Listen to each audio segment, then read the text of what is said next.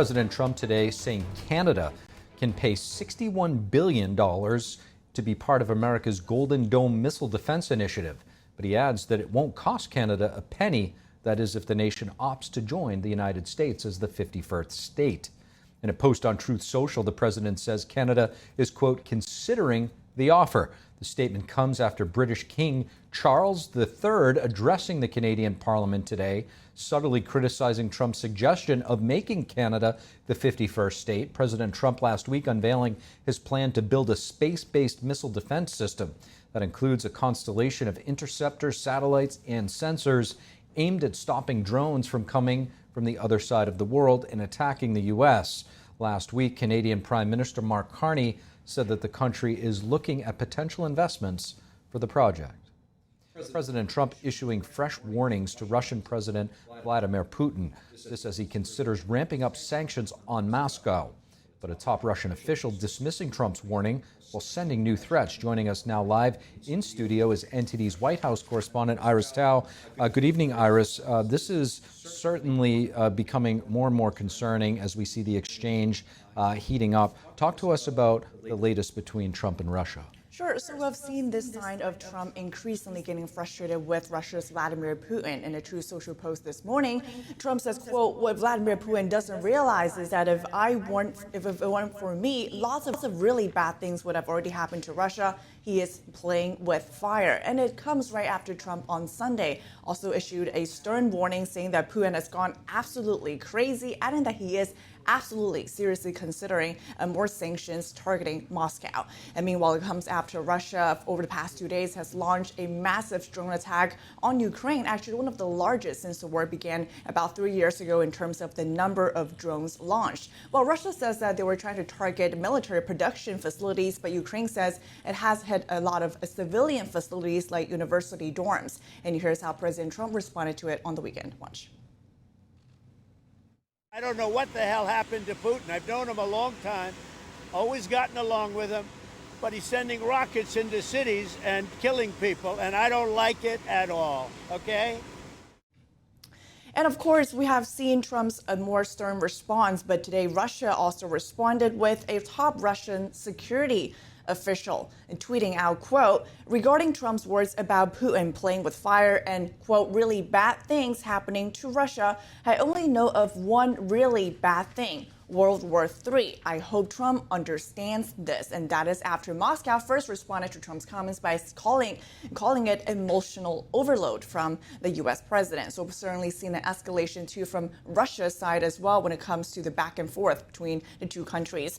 Meanwhile, also last week, we know that Trump and Russian President Vladimir Putin actually had just spoken for hours on the phone. And after which Putin says they're ready to start negotiating a peace deal with Ukraine and that Russia is ready to now draft this memorandum about a potential future peace agreement. But despite that, a seemingly positive call, Trump called it a very positive development as well. But after that, we have seen the attacks over the past few days, and Russia has not actually given a timeline on how long it's going to actually take for them to draft that memorandum and what specific terms they're really wanting to get to in a potential agreement. So it's all up in the air, and that has caused more international leaders to right now call for more sanctions on Russia.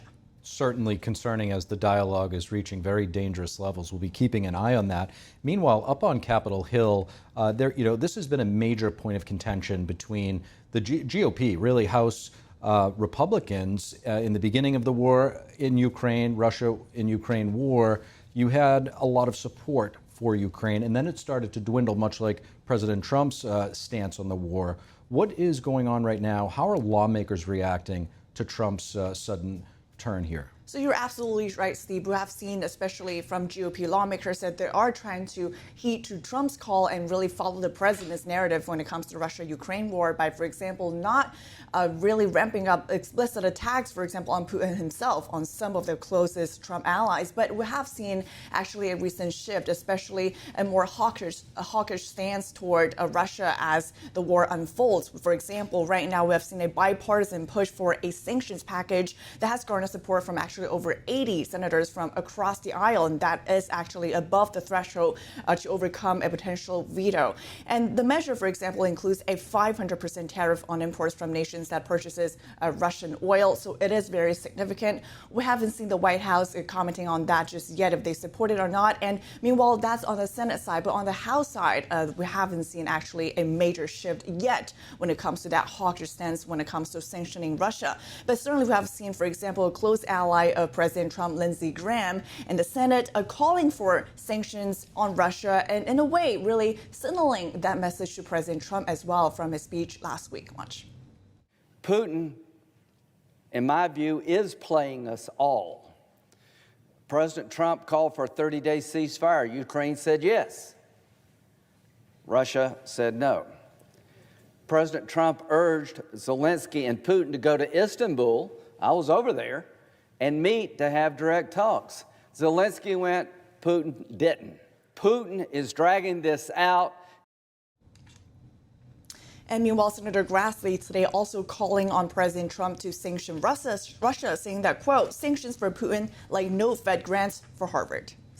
So, Iris, one of the interesting things, starting from the beginning of this war that's been waging on for years now, is that there have been a lot of sanctions already placed. A lot of American companies, Starbucks, McDonald's, many others, pulling out of Russia, other Western countries as well. Talk to us about, despite these, heavy sanctions, Russia going to China and forging a relationship there with Xi Jinping. What's the latest in this relationship, and how might it be playing into the current situation? Sure. So we've certainly seen China really propping up Russia's war efforts really throughout the past 3 years. So I've seen accusations from the past administration in the U.S. as well as the current administration that China is supplying Russia with not necessarily direct weapons, but certainly materials that could be used for both civilian and defense use. And the latest term we have seen Russia saying that it has data that confirms China is supplying Russia's arms industry, according to the head of Kyiv's Foreign Intelligence Service. And that came from just this week.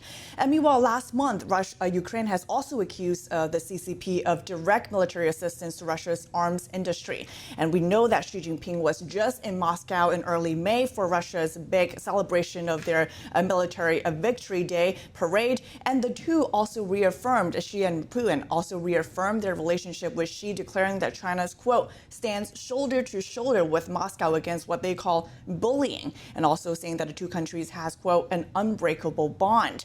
And certainly economically as well, Moscow has really largely survived economically because of the CCP support throughout these past few years. And with the current increased pressure from the Western world, remains to be seen, though, if Russia would actually, for example, have pressure now from China to keep on going and not really let go of their war efforts. Certainly a very troubling nexus that has been formed between Russia and China. Once again, all roads leading back to China. Unfortunately, we'll be keeping an eye on this. Iris Tao, thank you. Of course.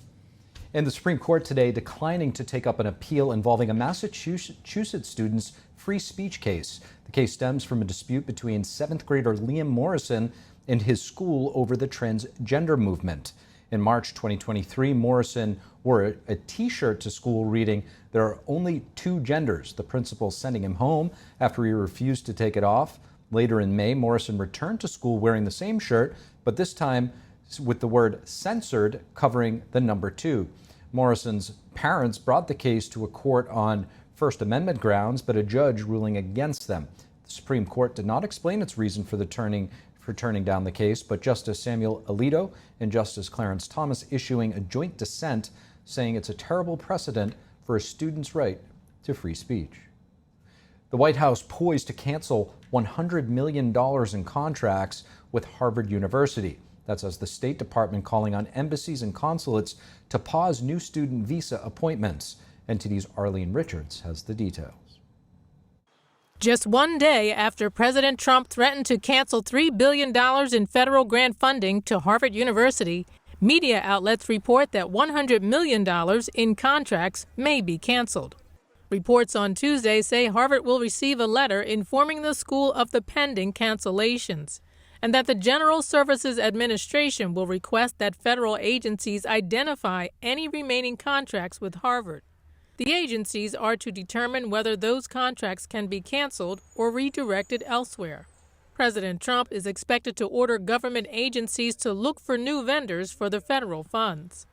In a related action on Tuesday, the State Department has instructed U.S. embassies and consulates worldwide to pause student visa appointments. That's according to a diplomatic cable issued by the department and signed by Secretary of State Marco Rubio.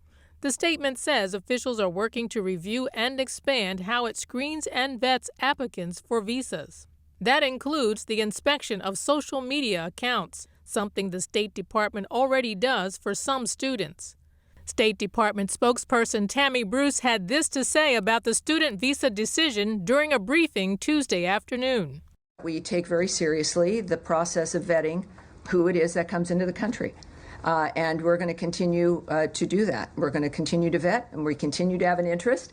Again, whether they be student or if you're a tourist who needs a visa or whoever you are, we're going to be looking at you. I think why that would, it seems to be such a controversial thing that's going on, but it shouldn't be. And every nation should take seriously and does who's coming in. So if you're going to be applying for a visa, follow the normal process, the normal steps, expect to be looked at, and we go on from there.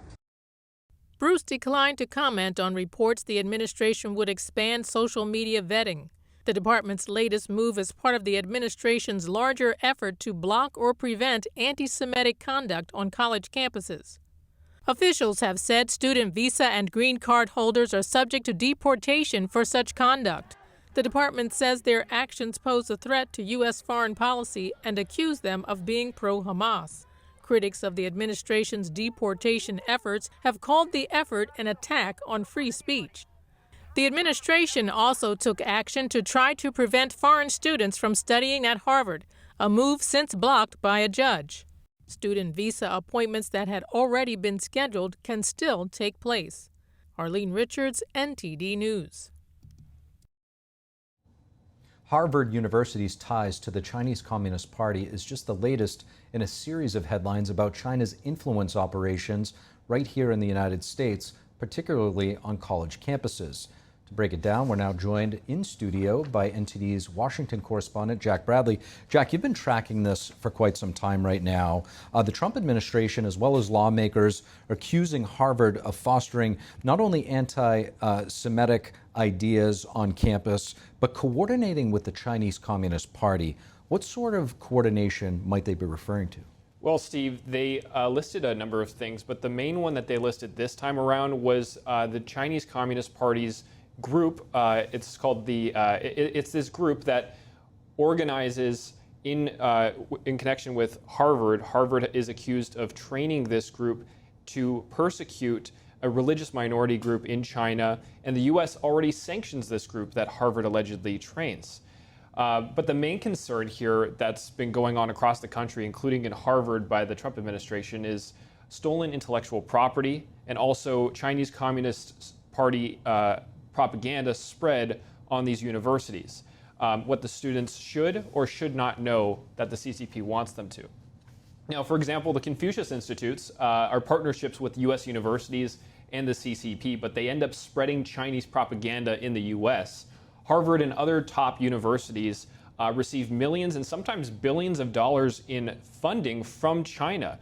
Now, in April, the Education Department just accused Harvard of not disclosing properly all of its funds from China. And for almost 30 years, Harvard has been training people who go on to become officials in the Chinese Communist Party for the 30 years. And that number, according to China's state-run media, has been 600 Chinese officials. So earlier I spoke to Michael Lucci. He's a China expert and founder and CEO of State Armor about this. Let's take a look. Foreign adversaries, in particular, are buying influence on our campuses. They do that through donations, gifts, contracts, student arrangements, research partnerships, and on down the list. And it's often associated with programming that's really anti-American in many ways. On the Chinese side, it's also often associated with intellectual property theft and the sharing of research that we really shouldn't be sharing with him. Now, Steve, diving into this and a CCP influence in Harvard, I want to play for you another clip here, some B-roll we have queued up. about the CCP ambassador being invited to Harvard. He was invited to speak at Harvard, and there was a student protest. Take a look.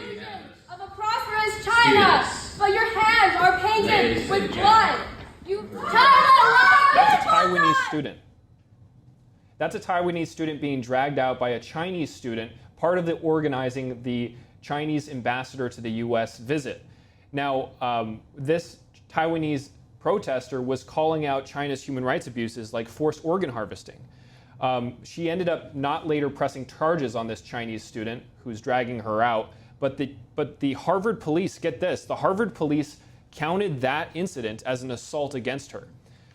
They wrote it down like that. Now, lawmakers in Congress then scrutinized this incident, saying that the school was not taking proper disciplinary action, and instead they say that Harvard apologized to the Chinese student who dragged out the protester.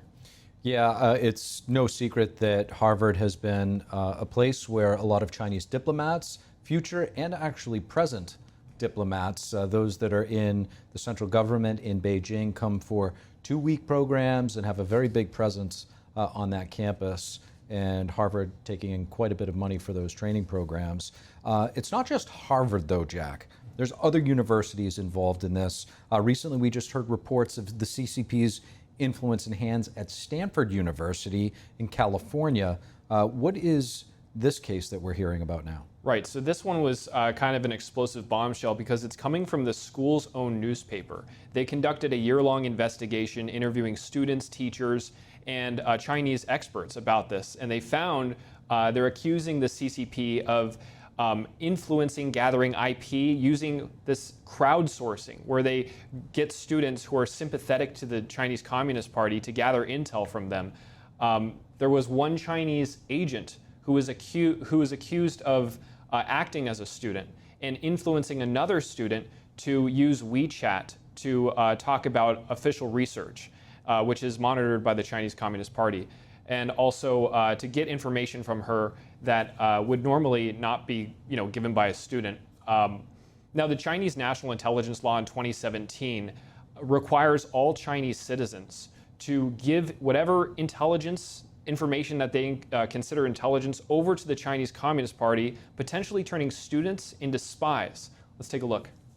The Chinese state that uses Chinese students and Chinese individuals inside the United States to violate conflicts of commitment, conflicts of interest, and do things and incentivize them to be able to come back and provide the kinds of technologies and things that they would be otherwise denied through export controls and other areas. We've got to be able to sort of call out the kinds of activities that the Chinese government does, placing their own citizens into these kinds of dangerous situations where they're violating U.S. laws.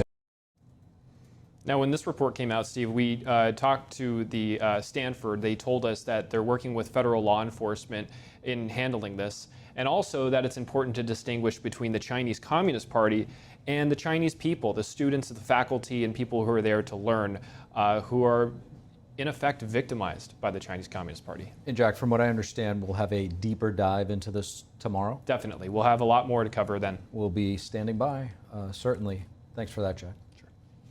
The FBI escalating efforts to investigate several high-profile cases from the last few years.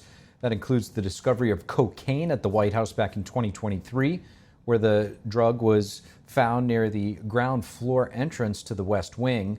FBI Deputy Director Dan Bongino saying on X that there are other extended investigations planned.